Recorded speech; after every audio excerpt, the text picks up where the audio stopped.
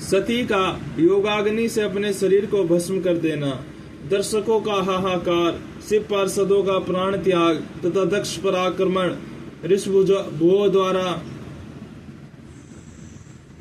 उनका भाग्य भगाया जाना तथा देवताओं की चिंता।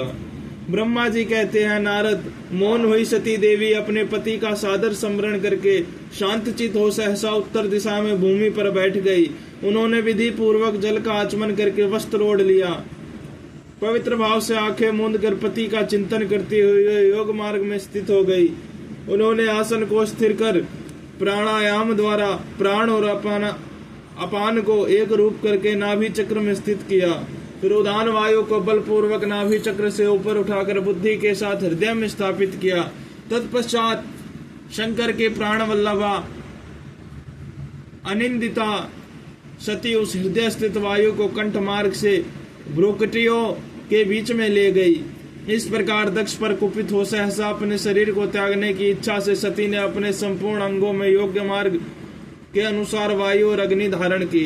तदंतर अपने पति के चरणार बिंदों का चिंतन करते हुए सती ने अन्य सब देवताओं का ध्यान भुला दिया। उनका चित्त योग मार्ग में स्थित हो गया था, इसलिए वहां उन्हें पति के चरणों के अतिरिक्त और कुछ नहीं दिखाई दिया। मुनि श्रेष्ठ, सती का निष्पाप शरीर तत्काल गिरा और उनकी इच्छा के अनुसार योगाग्नि से जलकर उसी क्षण भस्म हो गया। उस समय वहां आए हुए देवता आदि ने जब यह घटना देखी तो वे बड़े जोर से हाहाकार करने लगे। उनका वह महान अद्भुत विचित्र एवं भयंकर हाहाकार आकाश में पृथ्वी तल पर सब ओर फैल गया। लोग कह रहे थे, हाय, महान देवता भगवान शंकर की परम प्रेयसी सती देवी ने किस दुष्ट के दुर्व्यवहार से कुपित हो अपने प्राण त्याग दिए। ओह, ब्रह्मा जी के पुत्र इस दक्ष की बड़ी भारी दुष्टता तो देखो। सारा चराचर जगत जिसकी संतान है उसकी पुत्री मनुष्यवनी सती देवी, जो सदा ही मान पाने योग्य थी, उसके द्वारा ऐसी निरादृत हुई कि प्राणों से ही हाथ धो बैठी। भगवान वृषध्वज की प्रिया सती सदा सभी सत्पुरुषों के द्वारा निरंतर सम्मान पाने की अधिकारिणी थी। वास्तव में उसका हृदय बड़ा ही असहिष्णु है।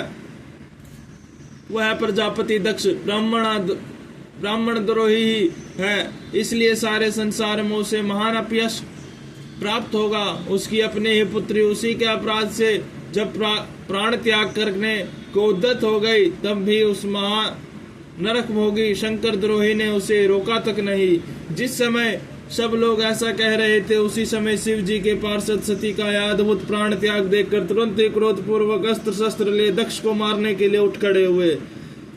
यज्ञ मंडप के द्वार पर खड़े हुए वे भगवान शंकर के समस्त 60,000 पार्षद, जो बड़े भारी बलवान थे, अत्यंत रोष से भर गए और हमें धिक्कार है ऐसा कहते हुए भगवान शंकर के गणों के वे सभी वीर योधपति बारंबार उत्सव से हाहाकार करने लगे।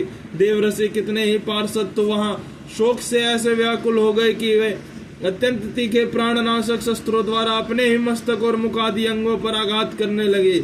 इस प्रकार 20,000 पार्षद उस समय दक्ष कन्या सती के साथ ही नष्ट हो गए।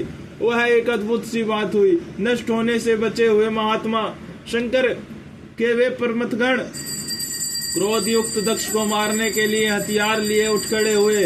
मुने उन आक्रमणकारी पार्षदों का वेग देखकर भगवान भृगु ने यज्ञ में विघ्न डालने वाले का नाश करने के लिए नियत अपहता असुरा राक्षसी वेद सिद्ध इस यजुर मंत्र से दक्षिणाग्नि में आहुति दी। भृगु के आहुति देते हैं यज्ञ कुंड से ऋभु नामक सहस्त्रों महान देवता, जो बड़े प्रबल वीर थे, वहां प्रकट हो गए।